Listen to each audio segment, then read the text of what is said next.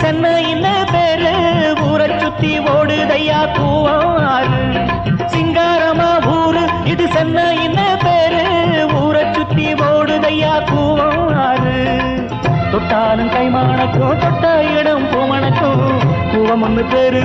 சொன்னவங்க வாய்மணக்கும் தோட்டத்துல பாத்தி கட்டி பார்த்திருக்கேன் தோட்டத்துல பாத்தி கட்டி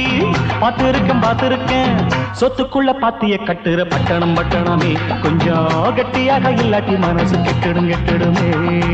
சொத்துக்குள்ள பாத்திய கட்டுற பட்டணமே கொஞ்சம் கட்டியாக இல்லாட்டி மனசு கெட்டுடுமே